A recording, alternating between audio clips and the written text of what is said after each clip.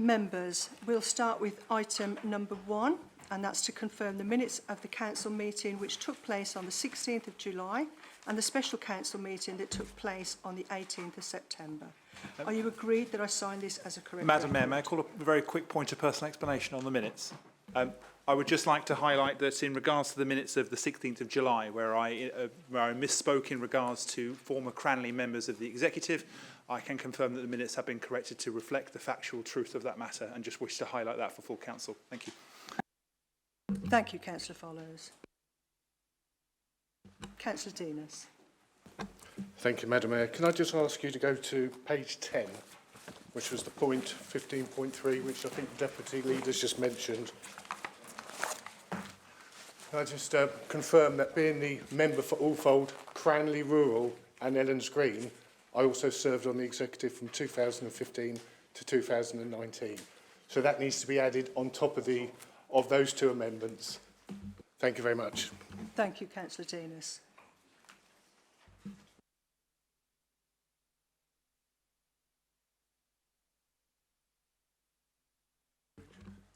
Councillor Goodridge. Thank you, Madam Mayor. Page 20 of the September one, page 29, item 22.3.3. Because for a very good reason I couldn't attend the meeting, I don't understand the final bullet point, which reads, devolution of services to town and parish council was rarely funded, adequately funded and passed, etc. Doesn't actually read sense. I don't know what was intended.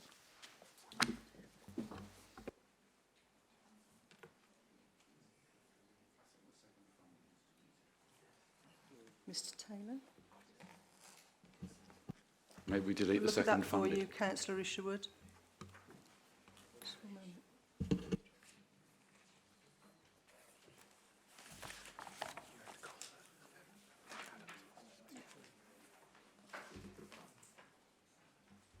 Yeah, I'm aware.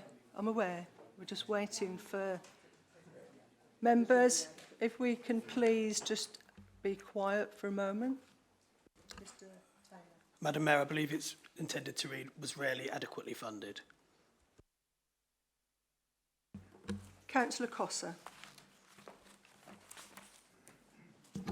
Thank you, Madam Mayor. The item in the minutes I wanted to refer to is for agenda page 13. It's minute EXE 9/19, appointments to outside bodies. I do seem to recall that as part of that report and debate, it did emerge that the number of outstanding appointments at that time was 17 out of a total of 42, which is about 40% of all the appointments to be made. It's a pretty staggering figure. I'd like to suggest that it would not be unreasonable to ask that this figure be recorded in the minutes. And Madam Mayor, can I also suggest that it would be really helpful to the council if the leader could tell us whether he has, in the 3 months since the last council, been able to honour his undertaking in those council minutes to have these outstanding appointments completed soon. Thank you, Councillor.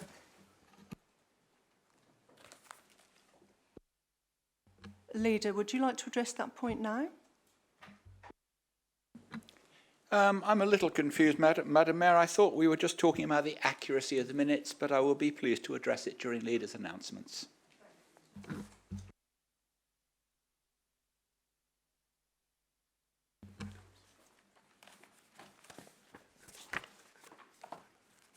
Councillor Adams. Thank you, Madam Mayor. I'm talking about minute 17.2.3 on page 11. After I asked that question, I was promised a written response. Thank you. Thank you, Councillor Adams. I'll ask the leader to address that once again when he comes up to the dais. Thank you. Councillor Hyman. Thank you, Madam Mayor. Yes, another one, just I think it's just a typo. 17.27 on the next page, so that's page 12, at the very top. And it says the formatting had been amended bean, and there should be a TW and an E in the middle of the second bean to take it into between, if you would. Thank you, Councillor Hyman. All done on one line of the keyboard, madam. Very easy. Any other points? No? Please, Councillor Reid. I'd just like to say that it might be better, our time might be better spent, rather than looking at corrections and spelling mistakes, to do this before this document comes to us.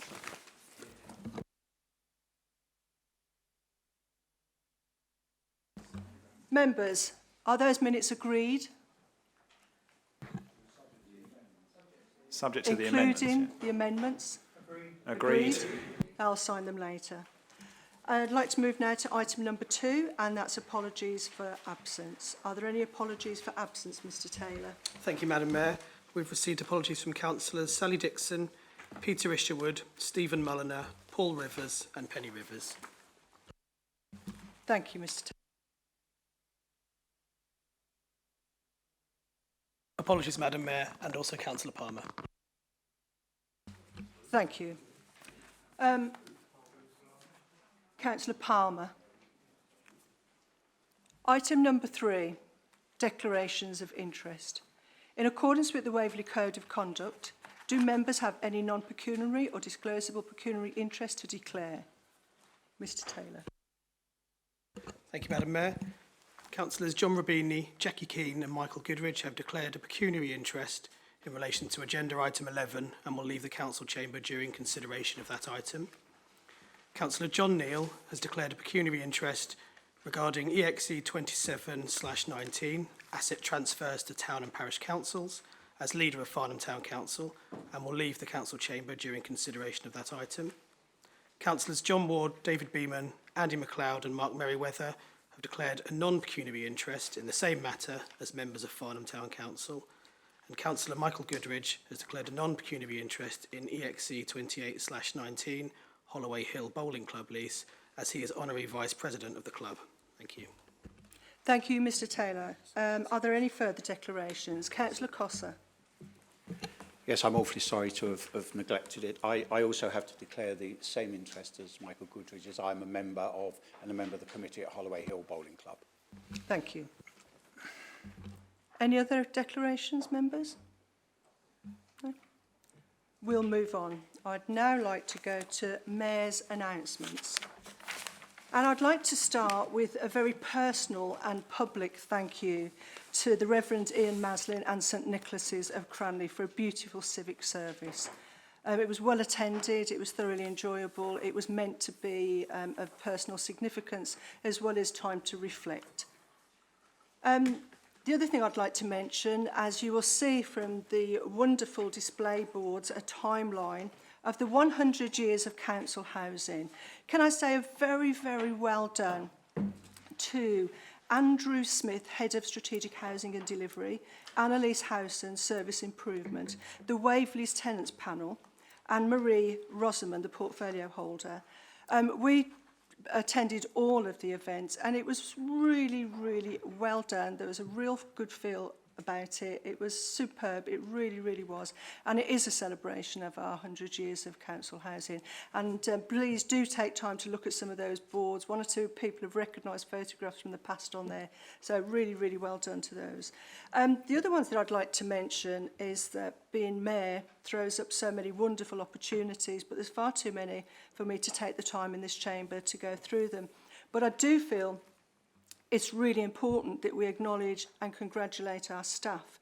I attended a graduation ceremony held at Guildford Cathedral, and there was a number of people from Waverley. I was there with 11 of the mayors and chairmen across Surrey, and Waverley absolutely wiped the board. It was Waverley one after the other, Spelthorne 1, Waverley 4, and it was just such a proud moment. And I think to be fair to the people who graduated, I would like to read their names out as a personal tribute to them. Tommy Grant, Jasmine Davis, Sophie Mantell, Faye Pringle, Anita Shepherd, Kathy Berry. I'd also like to thank very much indeed the superb work of the Waverley Training Services. One graduate actually said to me on the day that she couldn't afford to do this course, and this course has allowed her to gain a qualification that's going to improve her own personal ambitions. And I think that says an awful lot about the services that Waverley provide, that sometimes we don't sing as much about them as we could do. So congratulations to all of those who graduated at the university, at the cathedral last month. The other momentous occasion for me was the Surrey Hills Wood Fair. It was the beginning of Surrey County Council planting 1.2 million trees across Surrey over the period of the next decade or so.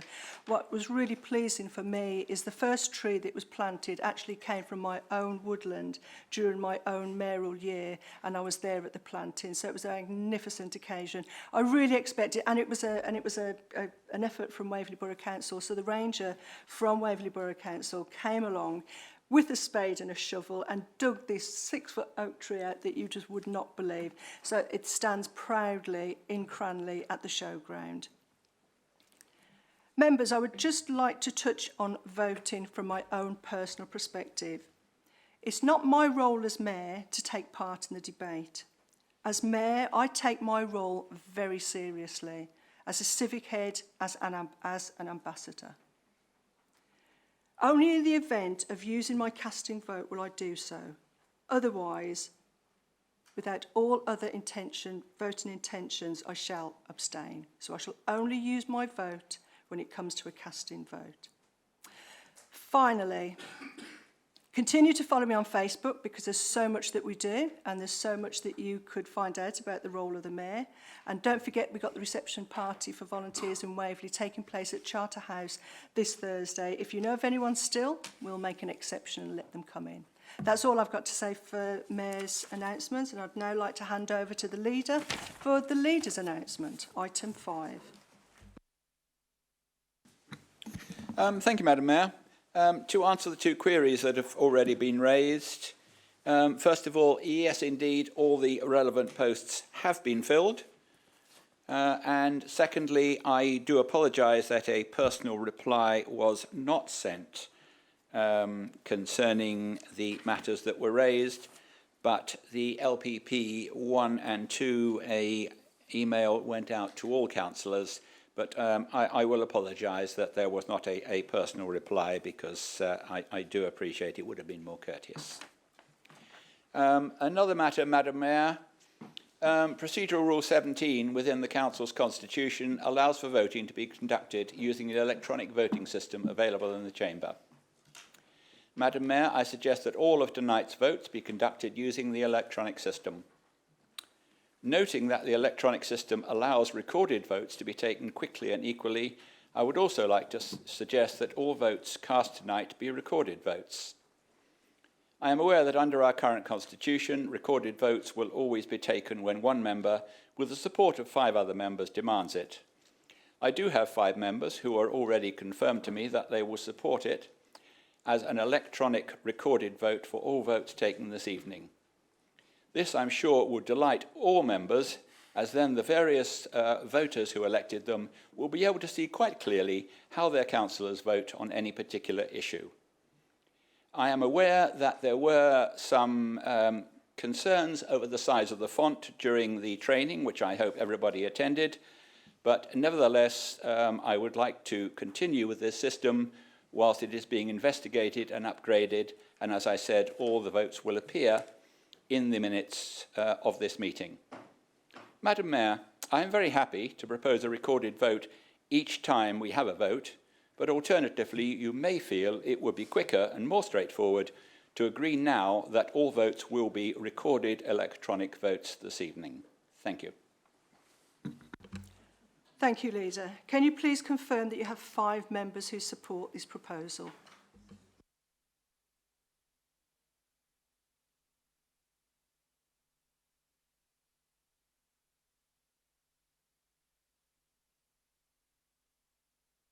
You're all happy with that, yeah? Excellent. Right, thank you. So it is at my discretion, I'm happy to agree on the basis that all tonight's voting will be conducted using electronic voting equipment, and also that it will be recorded.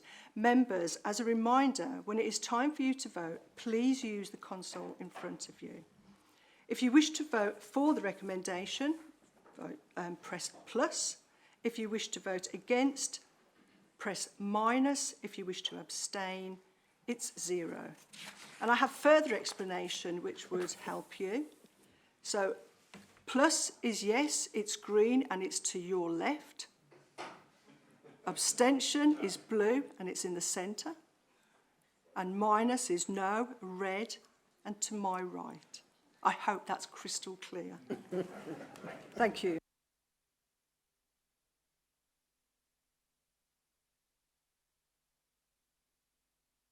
Item number 6, questions from members of the public. Have we received any questions?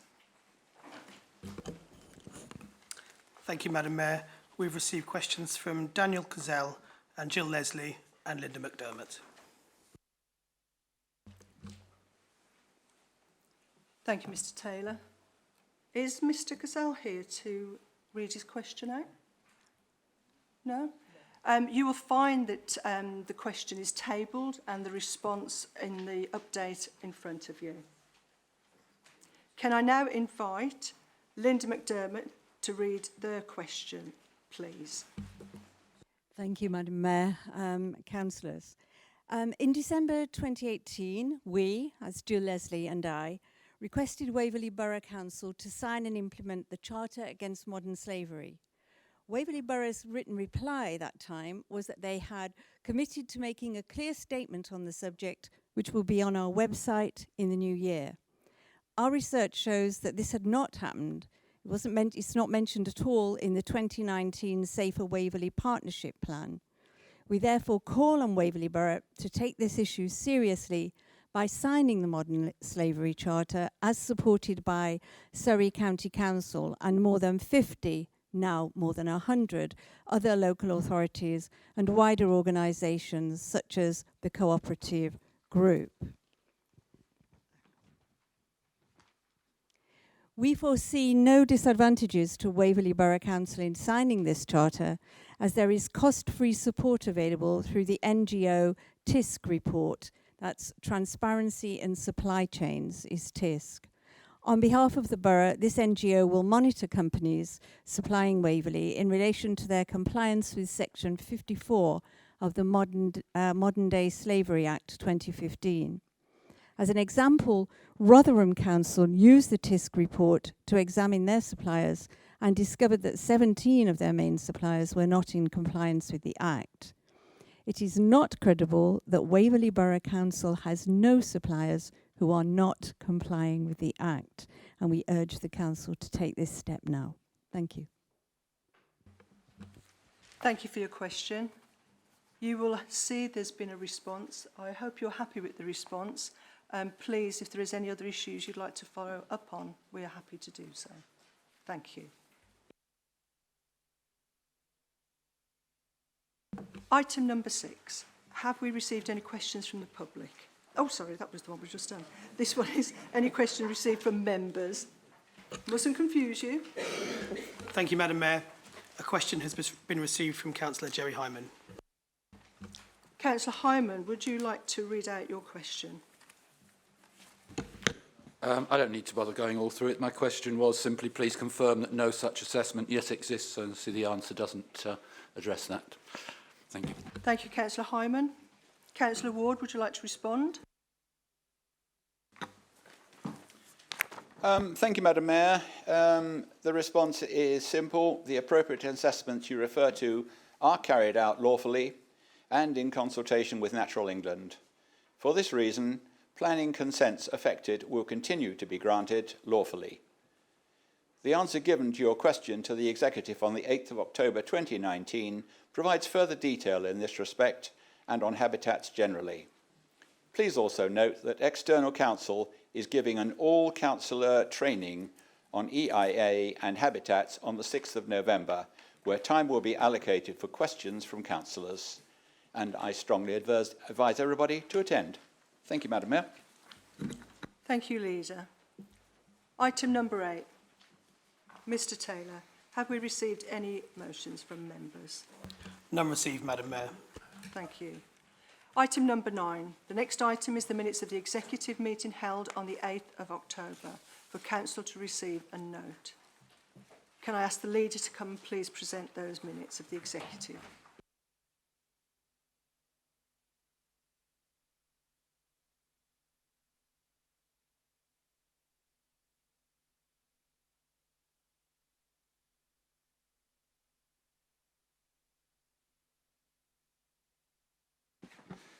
Thank you, Madam Mayor. I am pleased to present those minutes, and I'm sure I have a seconder.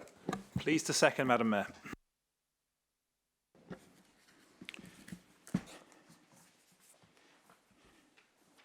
Very well, Madam Mayor. Let me just find the right page, it helps.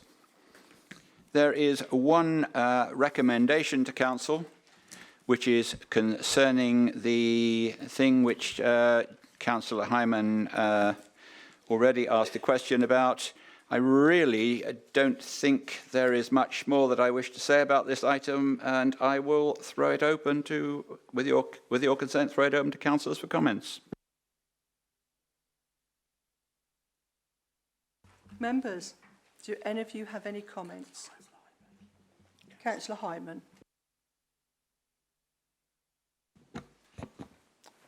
Yes, thank you, Madam Mayor. I think we're in Groundhog Day, aren't we? This is brought back to us, as the minutes say, in order to make sure that this is. If I can try and find the words that we were going to use. Let me see. The issue here is that the SCI update, with the SCI update, was a decision-making process which had become a comedy of errors. The question is it lawful? And should we consult the public when we're deciding whether and how our community engagement in planning matters can be improved? We've had 3 months for people to go through it since it last came before us and to look for themselves. There is only really one important thing, because nobody's here really is going to want to go through any amendments on the issue of whether or not we ought to consult the public when we're dealing with these sorts of things. That would be embarrassing. It's a no-brainer, really. So the issue is whether it's lawful or not, and if I can refer you to page 43 of your documents. Paragraph 2.18 is what I've noted here, 218, near the bottom. You'll see it says there that the council does not have a specific policy as such to deal with neighbourhood planning. And members may recall from July that I read from the law, section 18 of the Planning and Compulsory Purchase Act. I'm not a lawyer, but I can read. It says in section 18, statements of community involvement. The local planning authority must prepare a statement of community involvement.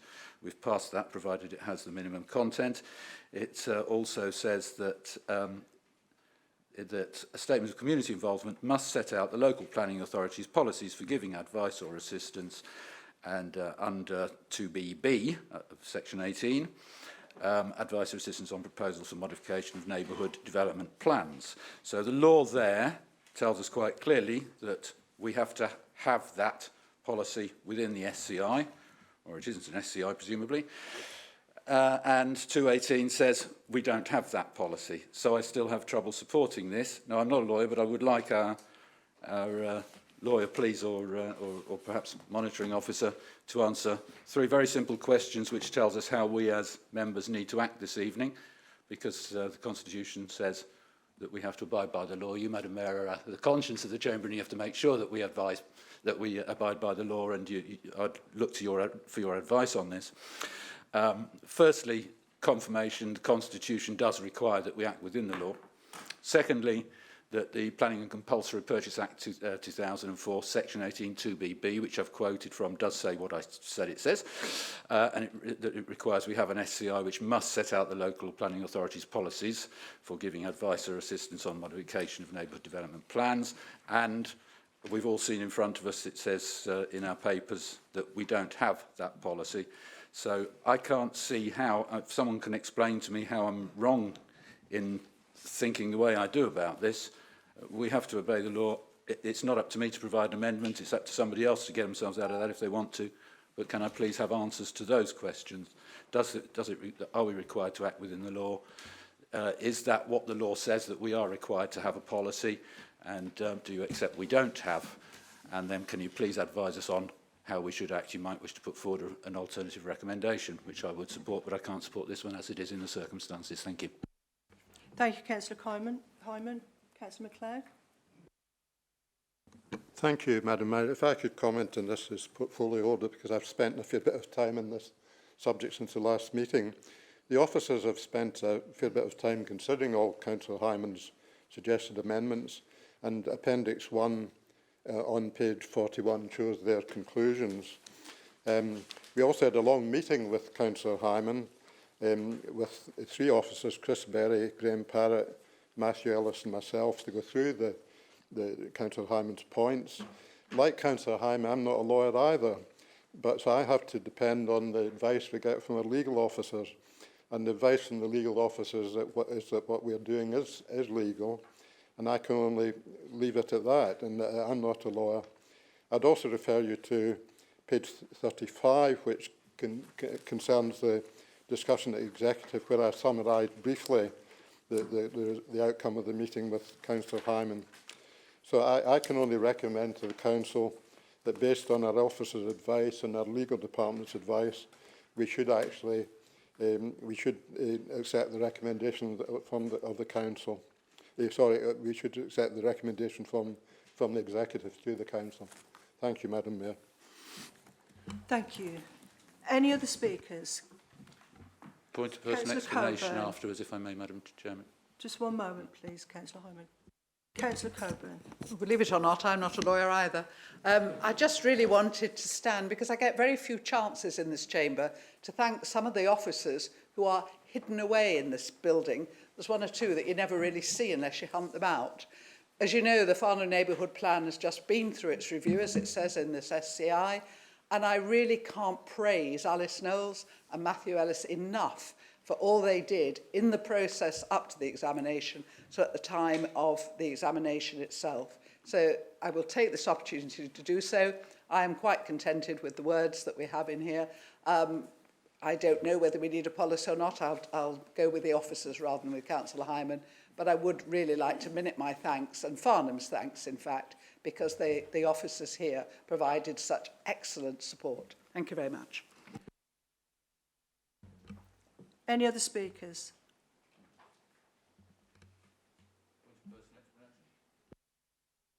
Is this on a point of order? It's a point of personal explanation, Madam Please Mayor, if I may. proceed. In respect of Councillor MacLeod, I would certainly echo the words of Councillor Coburn, although they're rather irrelevant to this matter in hand.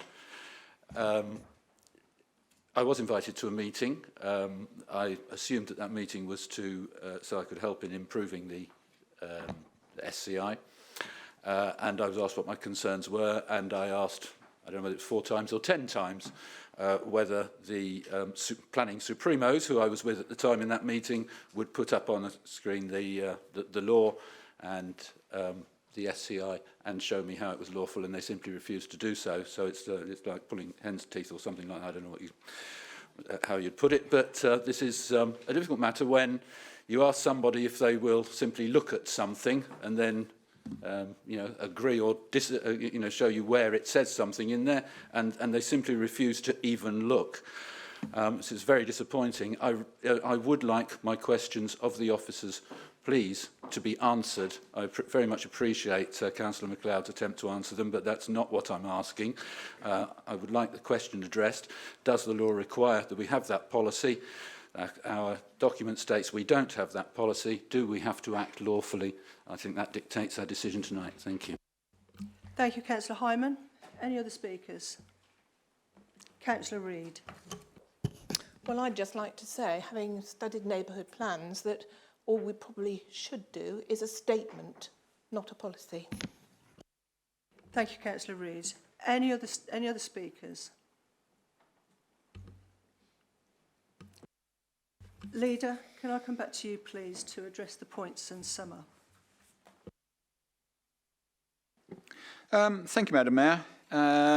Councillor Hyman is on page 43, addressing point 2.18. If councillors look above to 2.17, they will see that there is a policy statement concerning neighbourhood plans, so I am content personally that it is not unlawful, and therefore I would be grateful if, Madam Mayor, you could put the recommendation to council. Thank you. We have one recommendation. Is that agreed? Right. We do need to see who's avoiding the law. Members, I'm testing the water here just to see who's on the ball and who isn't on the ball.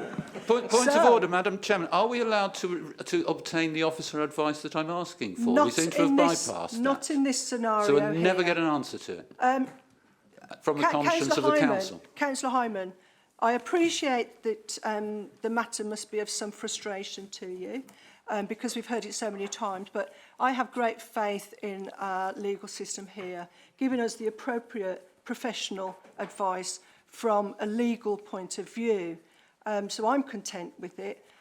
Please, if you do feel that that is not satisfactory, that you take it up with the officers or indeed Tom Horwood, and because this cannot continue to be a platform for playing out whether we are lawful or not. So I'm happy that we are, from the advice that we've been given, and our fellow members are. And I'm going to do now what the leader said and go to the recommendation. So the recommendation is that the council agrees that no further changes to the statement of community involvement are required. Would you like to please vote now?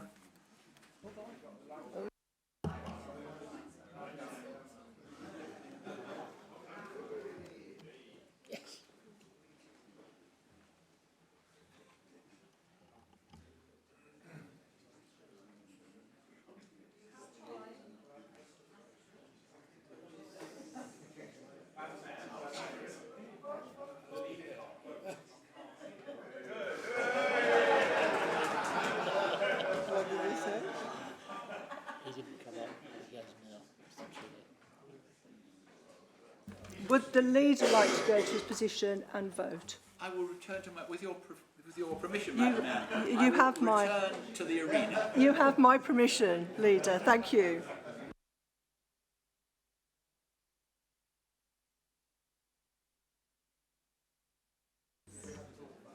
Members, if we can, please, have we all voted? Yes? Okay. Councillor Elts, are you happy? No, that's no problem. You have time. I'm going to be patient. Right. Members, can we please have a little bit of hush?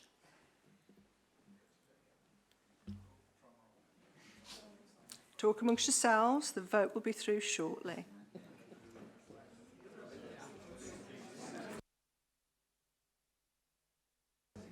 Right, members.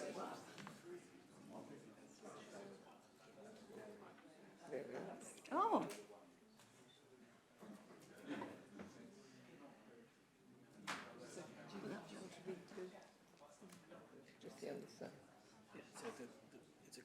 Right, members, by 43 that vote is agreed. Thank you.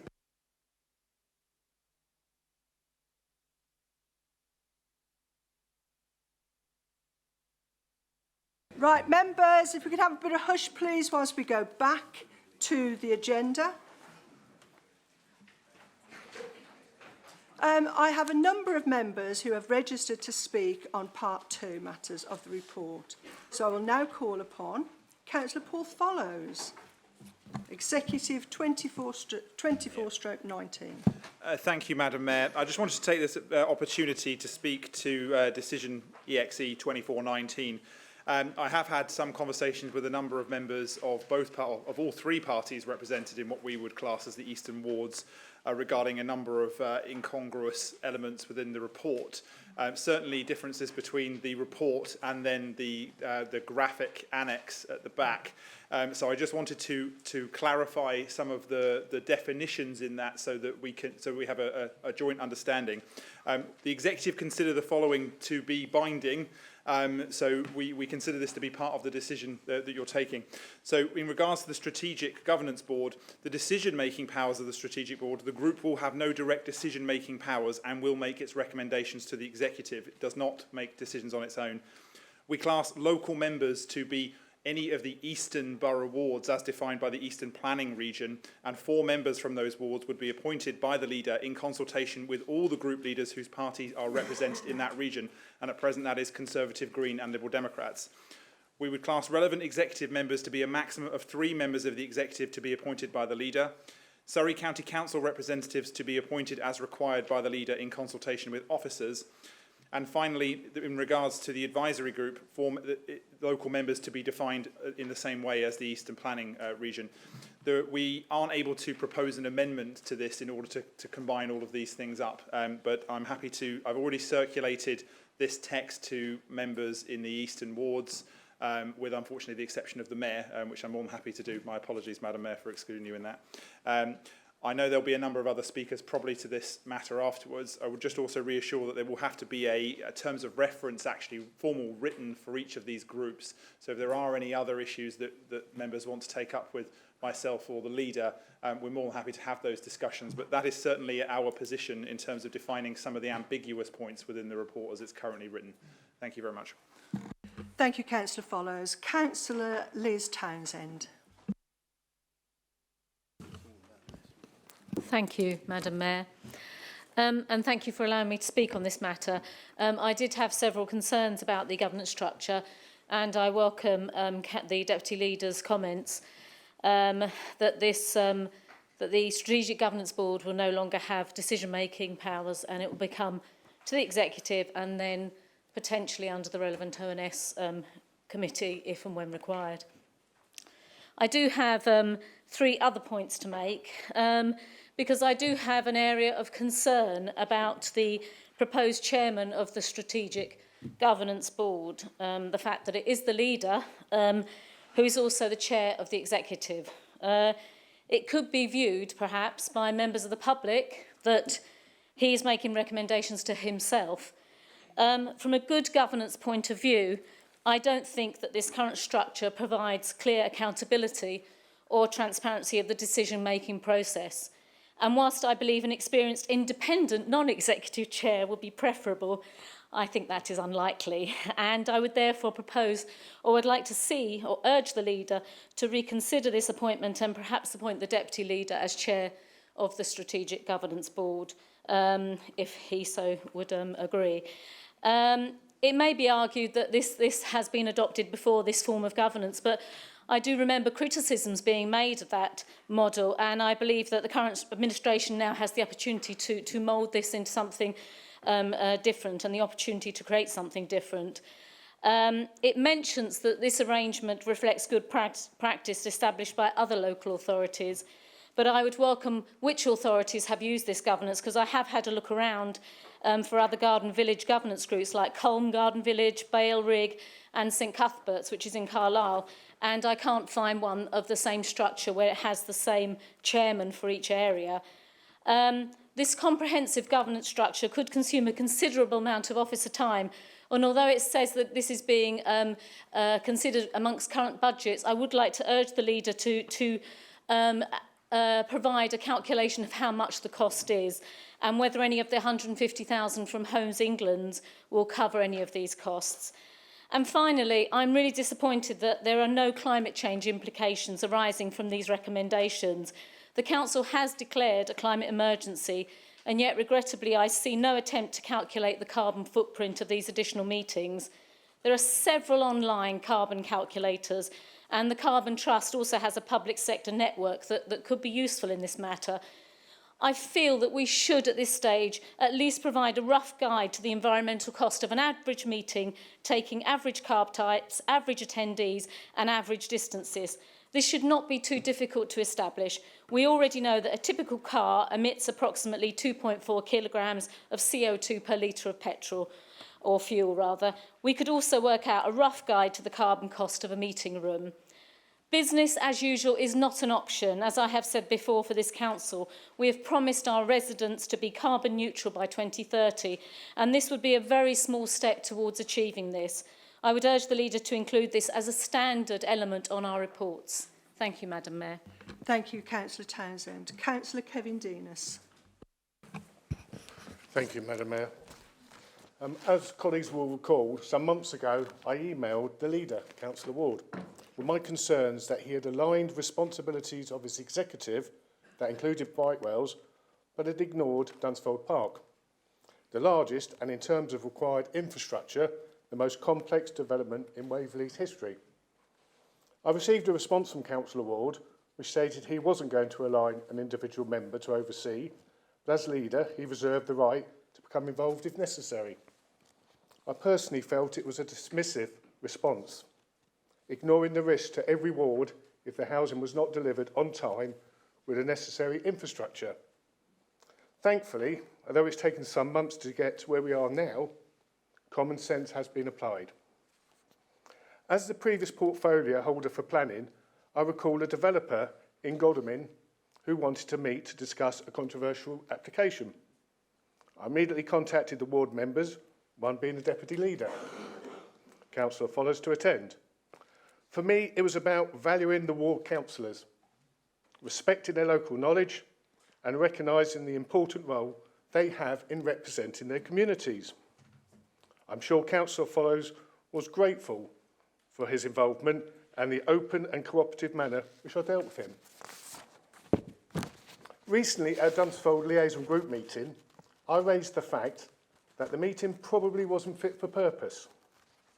To my astonishment, an officer produced at the meeting a meeting structure before us today and jokingly said, "Here's one we produced earlier." You can imagine my feeling in a meeting when this is produced. I would like to remind everyone of the corporate plan that was passed at the Special Council on the 18th, just 34 days ago. It states in its vision to be an open, democratic and participative governance, and in the 4-year vision, develop a more open, inclusive approach to communication and decision-making. This structure tonight makes no mention of the local community, nor the parish councils that are affected. Can you imagine if this was Farnham or Godalming with this application and the town councils were ignored? As the ward member, I am disappointed that I was not even given the courtesy of a discussion or even a heads up, something I would have done. And to ignore the community in parish is disappointing. I feel I have to support this, as to vote against could result in further delays for an issue so important for the borough that it should have been dealt with months ago. Finally today, I had delivered through my post your Waverley. I note that page 13 mentions the Farnham Vision and Dunsfold Park. It states, that's why Waverley Borough Council is working hard with its partners to engage community involvement to help shape our borough. Some common courtesy to seek my views and contributions, or just a heads up, the parish council's local experience and the community right to be involved are absent in this policy tonight. It's about time that we practice what we preach, not just when it suits us. Thank you, Madam Mayor. Thank you, Councillor Denis. The last speaker on this item is Councillor Richard Seaborn.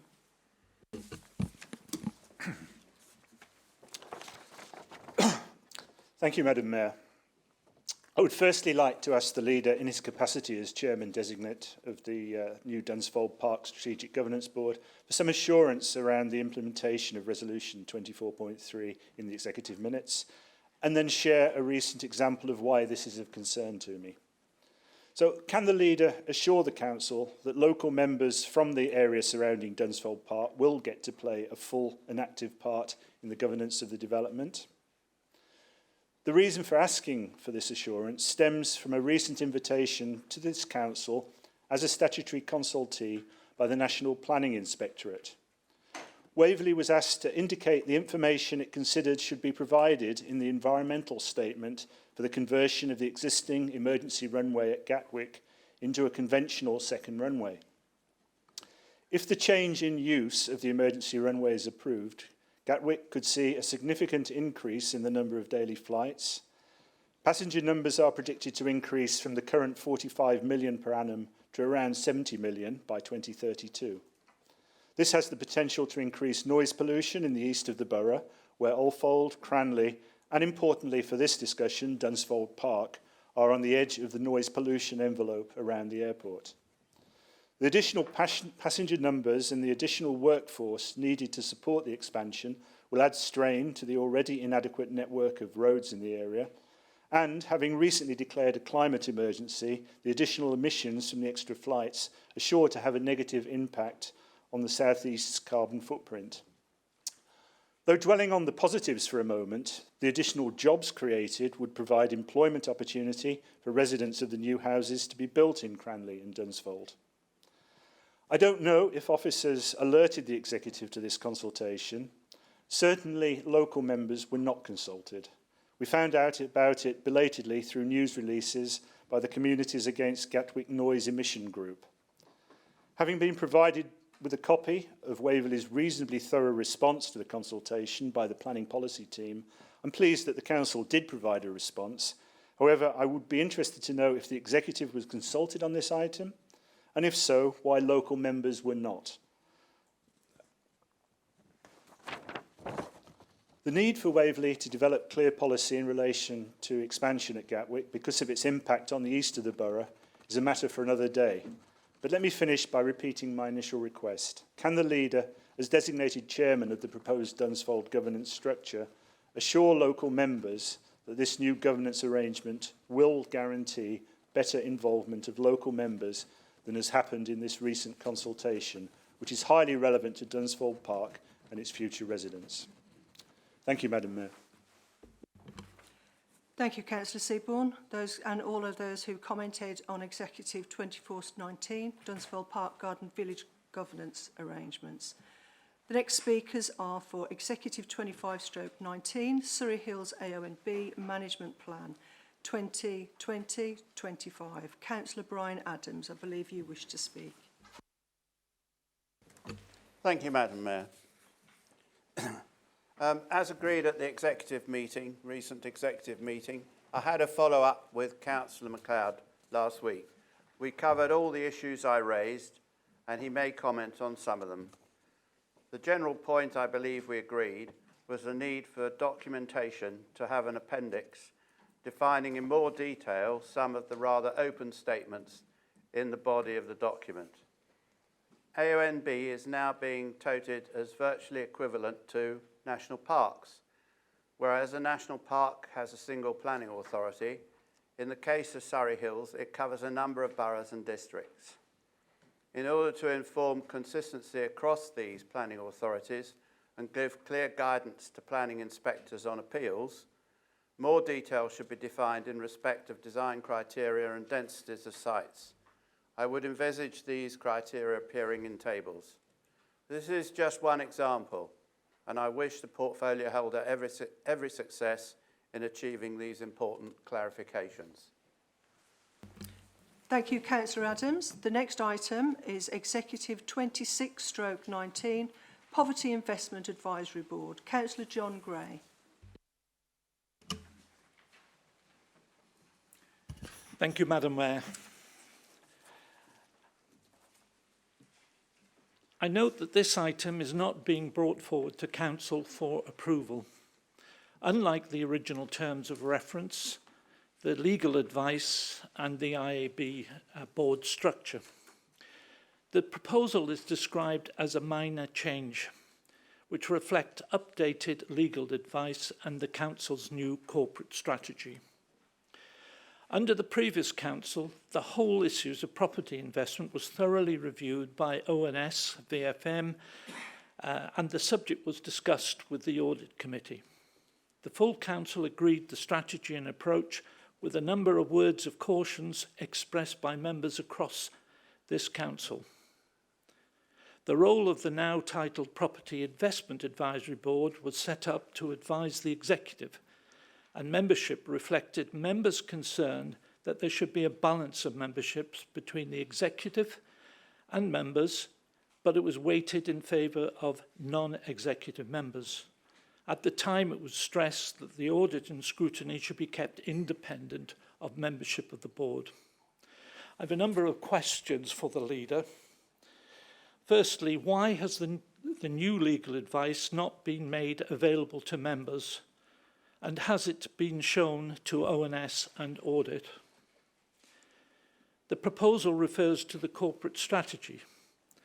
Is that the one-page bullet points, or has this been developed in a strategy fit for residents of Waverley?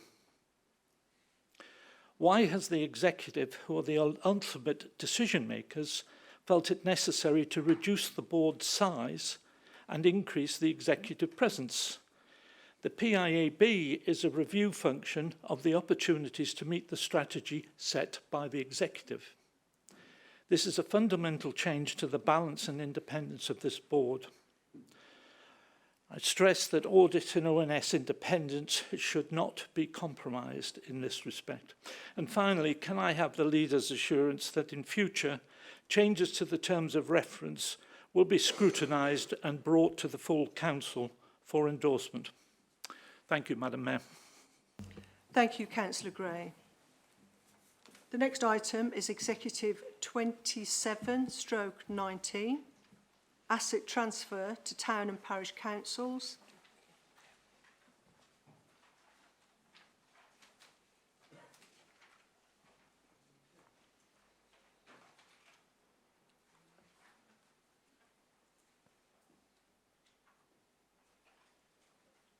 We have one speaker, Councillor Jerry Hyman.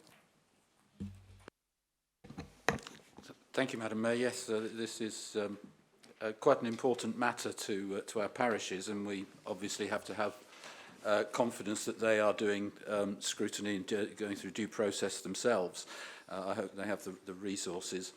27.3 on page 39 does imply there that I was concerned. I said I'd still not see any improvement in the level of upkeep. Actually, I'll get that corrected at the next executive meeting, because I did make it perfectly clear, and it's on the webcast, that there were no concerns about the way that Waverley were managing Gossery Meadows. I don't think there are any concerns at all. It's not a matter of whether it can be, it needs improving by changing hands. But my concern was simply that Resolution 3A had been added verbally at the executive meeting, which didn't allow any consideration of the substance or of the further likely freehold transfers. Or of the wording itself of the new resolution. And having had the chance to look at it, it seems the last few words were intended to clarify that the costs will transfer with ownership. In other words, the liability for the management and the maintenance will transfer, Madam Mayor. So I hope no one else is confused by the wording that's used here in the recommendation, which says, as you'll see at the very end there, that there will be an immediate transfer of the annual net running costs, where I don't think annual net running would need to be in there. I think they're confusing, because page 93 of the pink papers, I don't know how many members have seen the item that went through the executive on pink papers. There are no plans or anything, no maps of any of the other properties except for the Gossery Meadow, so we know very little about it. But those papers at page 93 tell us that the annual net running costs for Gossery Meadow, it's pink, I'm not going to go into it, although they're well known anyway, it's no secret. Perhaps more importantly, there seems to be no mention of the annual running costs for the other parks and gardens that may be disposed of. So if we are being starved of information on the disposal of assets, then I think residents are quite entitled to be concerned, Madam Mayor. But the decision's been made anyway by the executive, and I think we all support the idea of what's being done here. All we can really do, Madam Mayor, is to humbly ask that you and the leader please ensure that we are kept very well informed of what is being done in our name. Thank you. Thank you, Councillor Hyman. Thank you for all your contributions to Part 2 items. Leader, would you like to respond? Thank you, Madam Mayor. Rather like a well-known TV programme, I will do things in reverse order, so I'll deal with the last one first, with your indulgence. Towns and parishes were asked by this council what items they would like to be devolved down to them. Farnham Town Council has had a policy of which I am well aware for at least the last 10 years, I'll say it again, 10 years, that it wanted Gostrey Meadow back as it lost it in 1974 when the Urban District Council was abolished. So I am quite confident that the Town Council has done its own due diligence on this and it still wants it back. So I am a little bemused by Councillor Hyman's deep concerns about them and the whole thrust of this. But I will reiterate, this is a request from the various towns and parishes for these various assets, and they were variously asked for in freehold or in leasehold form, and this council is responding to their requests. I am quite sure that Farnham Town Council, many of whom are also councillors in this council, are quite aware and mature enough to have made a decision on this. Moving upwards, if I may, to the Property Investment Advisory Board, I would like, with your indulgence, Madam Mayor, to ask the portfolio holder to reply to some of these points, although there were rather a lot of points there, and should we not be able to do them from the top of their head at the meeting, we will reply in due course in writing.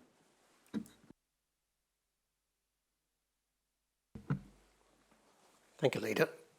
Right. So I think the questions were, can I just start with membership? Yes, the membership is somewhere between where it started off with in 2016 and where it ended up in 2018. So we haven't quite gone back to the original membership.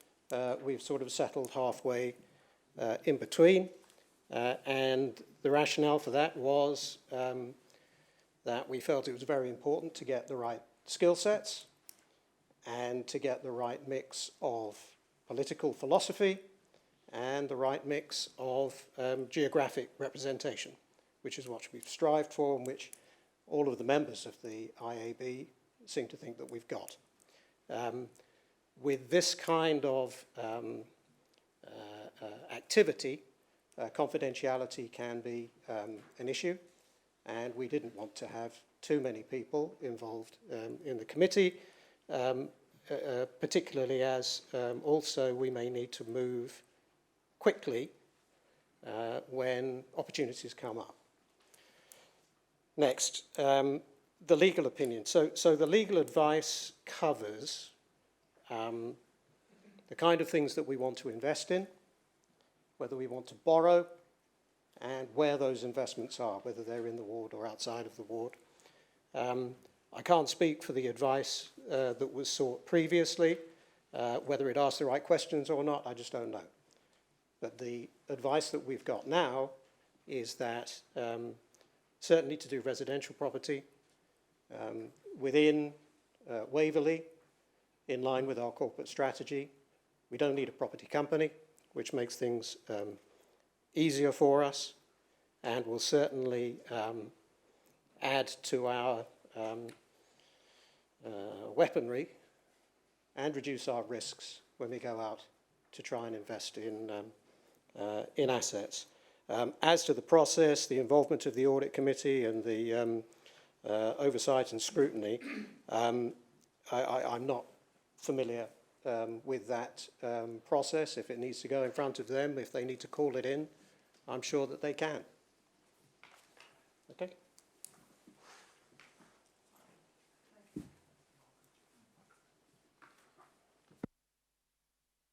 Thank you, Madam Mayor. Moving steadily upwards through the agenda, which is an interesting way of doing it. On the next item, I would like to ask the portfolio holder, Andy MacLeod, to comment on Councillor Adams' statements. Thank you, Leader. My comments are fairly simple. I had a very good meeting with Councillor Adams. Councillor Adams was extremely knowledgeable on this subject, and I thank him for the time and effort he's put into it. And I will be following it up. I'm pleased to say I've also had a discussion with Councillor Ruth Reid, who's now a representative on the management board, and I'll be involving her in further discussions on it. So just to thank Councillor Adams for his general advice on the matter, and I'll make a signed comment. He also gave me some very good advice on planning as a previous planning portfolio holder, and one or two other general council matters, and I thank him for his advice on that as well.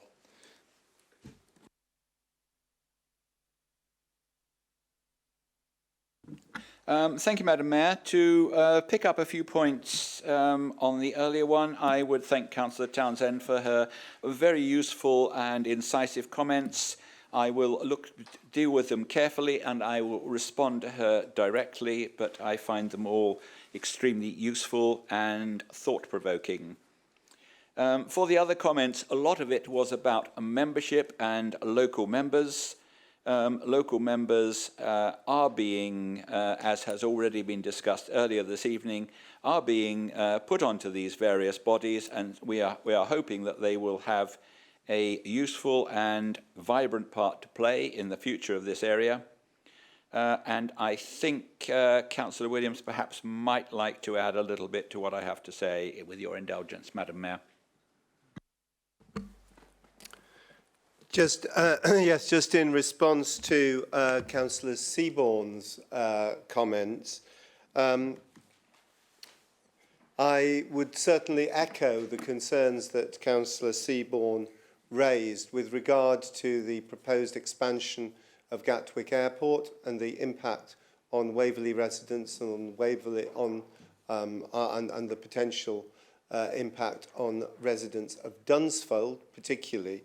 And in fact, I'm grateful to Councillor Seaborne for his drawing to my attention the fact that a letter in response to the consultation had been produced by a planning officer. I can confirm to Councillor Seaborne that the executive did not have sight of that of that environmental impact assessment in terms of the planning officer's response to that. In future occasions, the executive has put into place procedures whereby any such response to a consultation, even of a technical nature, will actually come to the relevant portfolio holder and the executive. And so far as that particular response is concerned, because it was actually based upon policies of the previous administration, which do not reflect the policies of the current administration, a further response will be sent to Gatwick. The response will be reframed in the light of exactly the kind of concerns that Councillor Seaborne expressed, and in terms of the concerns that the current executive hold with regard to the expansion of Gatwick Airport.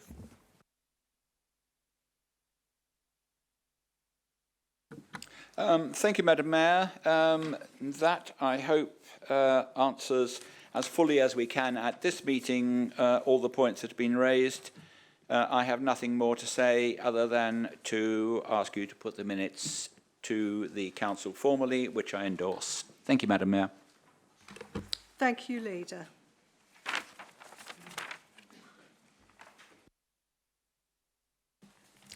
I would now like to move to item number 10. And that's the minutes of the Standard Committee. Councillor John Rubini. John Rubini, would you like to perhaps remain where you are with regard to the voting process? Please, from there. Thank you.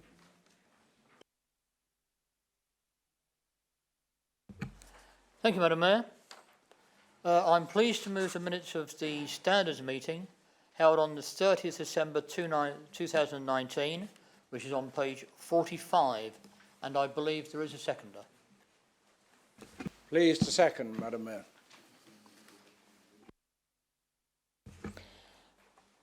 Can I just say, before I actually propose the amend procedure rule, how much better the screen looks? I'm not sure if IT or somebody has played with definition, but to my mind, following the Standards Committee report, that screen and image looks better to my mind. Thank you. So thank you, Madam Mayor. You will see from the minutes that the committee considered amendments to 3 of the council procedure rules. However, the committee has only one Part 1 recommendation to the council, which is to amend Procedure Rule 10 in order to reinstate informal questions before the start of council meetings on the same basis in which they have operated previously and on a trial basis.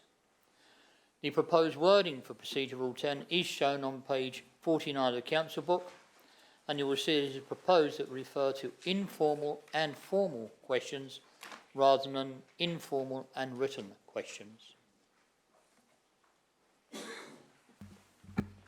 Thank you, Councillor Rubini. Do we have any speakers? Councillor Hyman. Fully support this, Madam Mayor, but I think one of the advantages we have of a webcast system is that the local press don't need to trundle over here for every meeting. They can watch them from home. So, and so can most members of the public. They don't need to turn up. But if the informal questions sessions are not on the webcast, then they have to come over here anyway if they want to see what they might consider to be the interesting bit. And so I would suggest, I'm not going to propose an amendment, but I would ask whether the leader would be happy for us to ensure that the webcasts are, although it is, I don't think it's officially part of the meeting, whether the informal question sessions at executive and council meetings will be live on the webcast so that the press don't have to come in over here just for that. Thank you very much. Thank you, Councillor Hyman. Councillor Paul follows. Thank you, Madam Mayor. First off, just to answer Councillor Hyman's question from my personal point of view, informal questions that are part of that meeting and should be part of the webcast, and certainly, unless anybody disagrees, I'll be pushing them to be part of the webcast, as they should be. I also just want to say I absolutely support this change. I think it's necessary to allow more public engagement with our process, and we'll be supporting this, and thank the Standards Committee for their work. Thank you, Councillor Follows. Can I ask Mr Taylor just to clarify the point you just raised with me there for members' interest? Thank you, Madam Mayor. Yeah, I think that's not clear at the moment within the Constitution. So if members of the Chamber want it to be clear that it is part of the meeting, then I suggest that that is clarified within the rule that goes in as a result of tonight's vote. Point of order, Madam Mayor. Is that, may I ask a question of Head of Policy and Governance? Could you just confirm that would we need to do that through an amendment to this as written, or is that something that is done outside of this committee, outside this chamber even? I don't think we need to come up with the wording now. I'm happy for the Mayor to put to you that subject to the wording going into the Constitution to clarify it is part of the formal meeting and will be webcast. I don't think we need to come up with that wording now, but I can do if we need to. You happy? Yes, thank you. Councillor. Madam Mayor. Yeah, Madam. Madam Mayor. Can you tell me, I'd be interested to know how deaf viewers are considered if there's no written question. Has that been considered?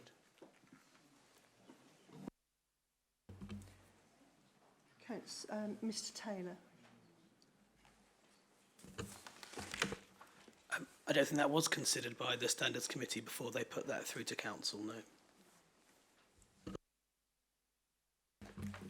Councillor Goodridge, sorry. Councillor Goodridge. Yep. Thank you, Madam Mayor. I think it's important that it is webcast, and I'm sure the appropriate wording can be arranged.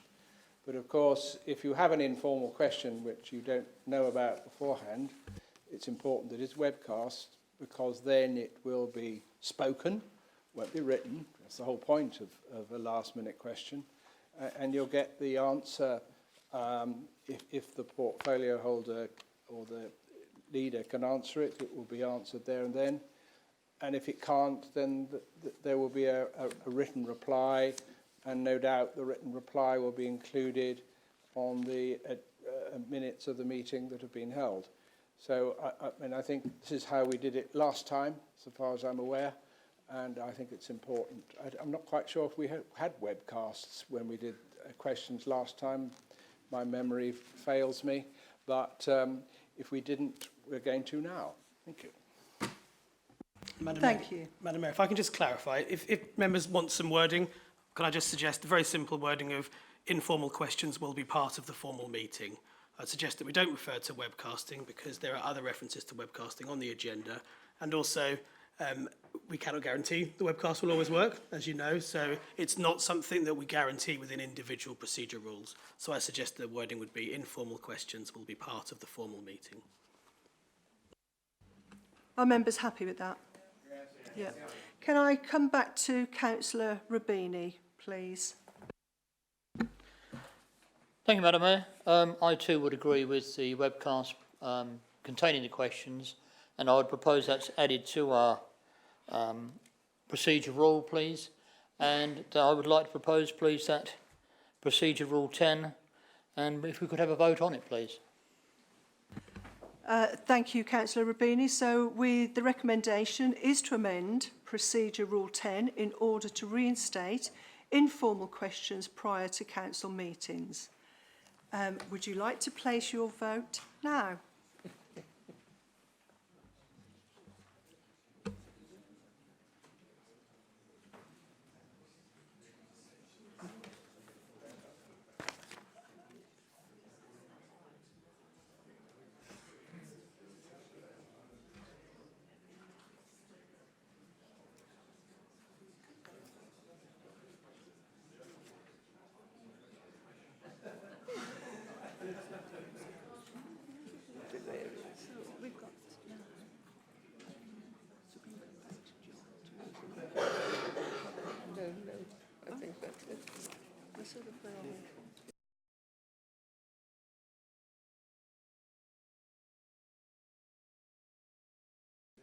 That's agreed. Members with 48 votes, that's agreed. Thank you.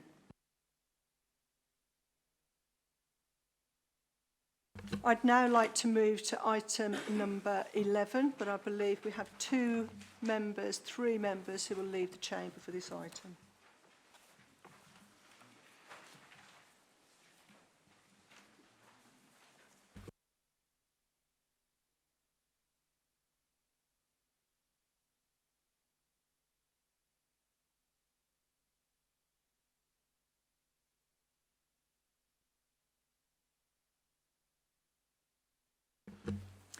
Members, we now have a report from the Head of Policy and Governance, which you will see on page 51, proposing amendments to the schedule of special responsibility allowances in relation to the allowances for the Chairman and Vice Chairman of the Standards Committee.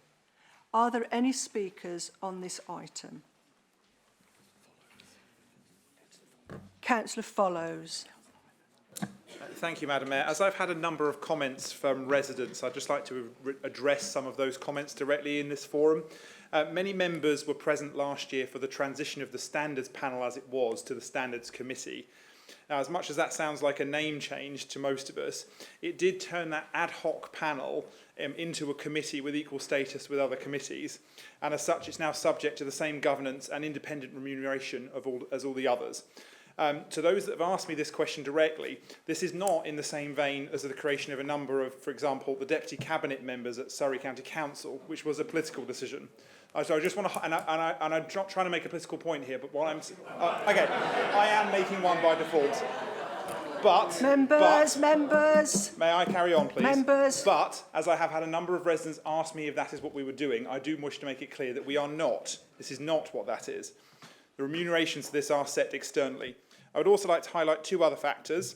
One is that we want this committee to actually earn its pay. So the work of the Standards Committee is increasing significantly under this particular incarnation of the Council in terms of the governance reforms, and indeed will be undertaking a lot more work when the Governance Review Group makes its recommendations. And secondly, one very possible avenue of that committee is the amalgamation of some committees, such as, for example, as we see in many councils, standards and audit, which will in the long run reduce the amount of cost in terms of remuneration. So yes, I can see that many of that was a political point, but I think the point I'm trying to make is this particular change is an independently required change as a result of it changing to a committee, and that actually it's now doing a lot of work. Thank you. Thank you. Councillor Hyman. Thank you, Madam Mayor. So I think we've got time just to speak, if I may, Madam Mayor, with your indulgence, to Councillor Sadler's point, just to say that if you watch the YouTube recording of webcasts, you can press the bit at the bottom that puts up subtitles. And they're often very funny, particularly when they try and interpret Madam Mayor's name. Have a look. Councillor Hyman, if I may address this issue. If I may just interrupt you there. What's wrong with Mary? Why do they struggle? Yes, Madam Mayor. This item is an interesting proposal because it comes forward at the same time as the budget consultation, when we're asking our residents how they would best like us to cut our expenses at Waverley, how we're going to save, cut up public funds, cut services, increase fees and charges, etc. So we're proposing, it looks like at the same time, to increase some councillor allowances, and that might make people think jobs for the boys, or obviously in this instance it's the same work but just doubling the allowances. The 100% increase in allowance for 2 members is backdated, and any residents might think that's a shame that we can't ask them how hard has it been. If people had spent days or weeks in meetings rewriting the Constitution or whatever, I could understand the problem, but we've met twice. We've done no real work, as the webcasts attest, and we were meant to have discussed and brought to Council the revised Nolan principles and the requirement for truthfulness as recommended by the Commission for Standards in Public Life, but that still hasn't been done. So I see nothing also in the 2018 remuneration panel findings that justify this. It's referred to in the report, but I can't see anything that in that report that justifies this decision in the circumstances where we're trying to cut money. Well, I do recall about 3 years ago we introduced a new allowance for the chairman and the vice chairman of the Joint Planning Committee following a flurry of major applications, but the flurry soon abated, but the allowances have remained, and our residents who we are here to represent are entitled to question how these decisions are made. I think there's certainly an argument that members' allowances should be reviewed so that they better reflect the time commitment and the degree of accountability that residents can expect from the specific councillors' roles. But I think simply increasing allowances in a piecemeal fashion without forethought and justification ought to be resisted, particularly in view of the fact that the proposal wasn't published until a week ago, and so we haven't had a great deal of opportunity to discuss this. It obviously hasn't been in front of the Standards Board. That would be difficult for us to discuss the Standards Board with both the Standards Committee with both the interested parties there. It would leave hardly any of us to look at it properly. So, but I do think we should be very careful with this. I do think that we should have a complete review, having gone through quite a lot of budget setting working group, the Budget Strategy Working Group meetings. We're going to be looking at how we can save an awful lot of money, and I just think when we're consulting the public at this very time, I'm not entirely sure that this is a wise thing to do without the justification. Madam Mayor, thank you very much. Thank you, Councillor Hyman. I have Councillor Martin next. Thank you, Madam Mayor. I would like to just correct an inaccuracy on the part of the Deputy Leader in his statement concerning the allowances for Deputy Cabinet members at Surrey County Council. He implied that the independent remuneration panel of Surrey County Council did not approve the allowances for Deputy Cabinet members. I would just like to put that right to say they most certainly did. Thank you.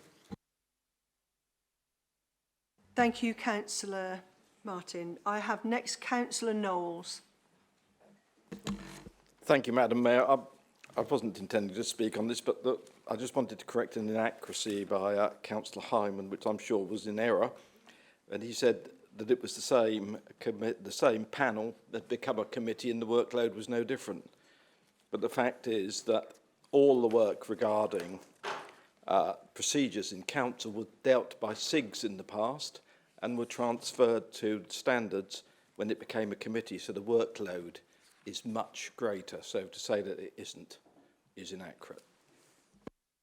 Thank you, Councillor Knowles. I have next Councillor Beeman. Yes, thank you, Madam Mayor. Just a point of detail. Members are allowed one special responsibility allowance, and I would say that since I'm a member of the executive, I therefore do not have a payment for either being chairman of the Western Southern Planning Committee or indeed vice chair of the JPC. So I think at the end of the day, it's going to cost the local authority very little, if any. Thank you, Councillor Beeman. I have next Councillor Floyd Douglas. Thank you, Madam Mayor. If I was in another organisation, I would ask the question is why are we not reviewing what the work of the Audit Committee and the Standards Committee? Oh, you are? Okay, so the question's been answered, thank you, because otherwise you're just paying extra when in fact we might actually be doing away with one of the committees. Thank you. Thank you. Are there any other speakers? The recommendation is to amend the schedule of special responsibility allowances as set out in the report. You can vote now.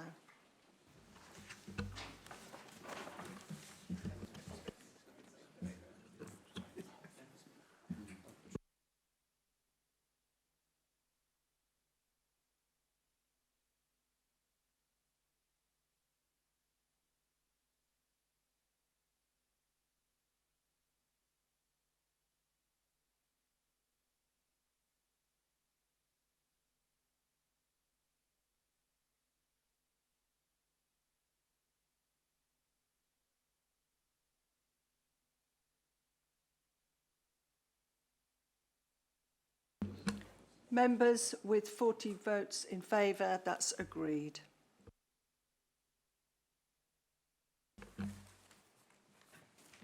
We'll just invite the councillors back in before we move on to item 12.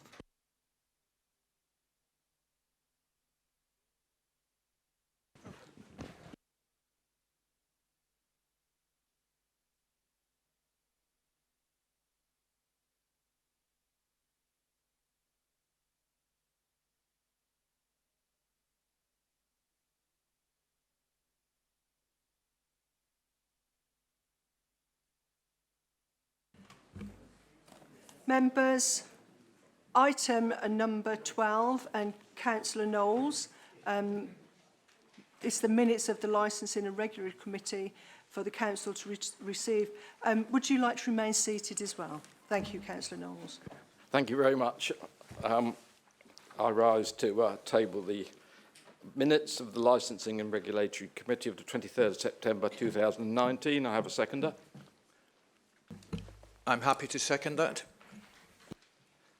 Madam Mayor, the minutes are before the Council. Can I just, as a point of information for new members, point out that these are the minutes of the main committee, but a lot more work is done. We've sat several times to review licences of taxi drivers, which has been quite interesting, but those minutes never come here because that is quasi-judicial. So there are no matters in part 1, and I've not been informed of any matters in part 2. Thank you, Councillor Knowles. Moving on to item number 13. Next, we have the minutes of the Audit Committee for Council to receive and note. Councillor Peter Marriott to present. And if you'd like to remain in your seat, thank you. Thank you, Madam Mayor. I'd like to present the minutes of the meetings held on the 22nd of July 2019 and the 24th of September 2019, which is on page 67 of the Council book. I believe I have a seconder. Delighted to second. Thank you. There are no matters to consider in part 1 from either meeting, and I have had no request to speak on the matters in part 2. Therefore, that concludes the minutes of the Audit Committee meetings held on the 22nd of July and the 23rd of September 2019. Thank you very much. Thank you, Councillor Marriott. Item number 14. There are no exempt items to consider. Thank you for attending this meeting, but please don't rush off anywhere just yet. We have another 2 meetings to conduct. And for for this council meeting, it is now closed. We now move to the meeting of the council as a trustee of Joseph Hubart request. Members, as Mayor, I would like to ask this council, can I confirm the minutes of the meeting which took place on the 16th of October 2018 as a correct record of that meeting? And again, we will use electronic as we start, as we mean to go on. So Point we of will order, be Madam. using... Sorry? Should members who were not there at the time vote on this item? You raise a very valid point, but it's part of the way a new administration is established, and they have to take on the history of the previous minutes and notes. So can we now please go to the vote electronically?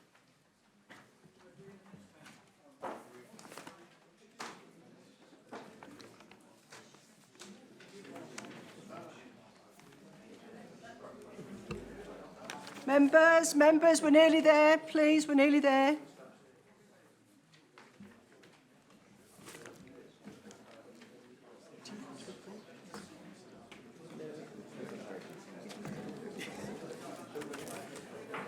Members, please. Look, all the way through, I've set you little tasks to see if you're paying attention. And yet again this evening, that was another one. And you failed because you attempted to vote where there was nothing to vote on. So I'm just asking you to agree the minutes. And with that in mind, I would like to go to item number 2, and that's apologies for absence. Are there any, Mr. Taylor? Madam Mayor, apologies as noted at the beginning of the previous council meeting. Thank you, Mr. Taylor. Do members have any interest to declare? No? Item number 4, annual accounts. Councillor Merriweather to introduce the report, please. Thank you, Madam Mayor. The purpose of this meeting is for the Council to act as sole trustee of the Ewart Bequest Trust and approve the annual report and accounts for the year ended 31 March 2019. This trust owns a number of houses in the Farnham area, which are held principally for elderly people with limited financial resources. The trust operates these through Waverley's housing management team. The accounts have been prepared in accordance with the Charities Code of Practice and have been externally examined by Grant Thornton, and their report is attached to the papers. The reserves level is healthy, and as the report states, much of this is earmarked for further development, which has been approved by the Trust and the Council and should commence in 2020. I have no specific matters to report to the Board of Trustees. I want to thank the Audit Committee for their review of these accounts. I recommend that the Board approve the annual report and accounts for the year ended 31 March 2019. Thank you. Councillor Byrne.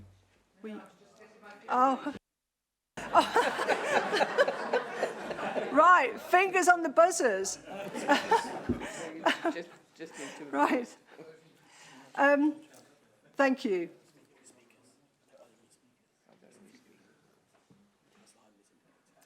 Councillor Hyman. Sorry. Members. Are we allowed to speak on these, or is that not allowed, Madam Mayor? We are allowed to, okay.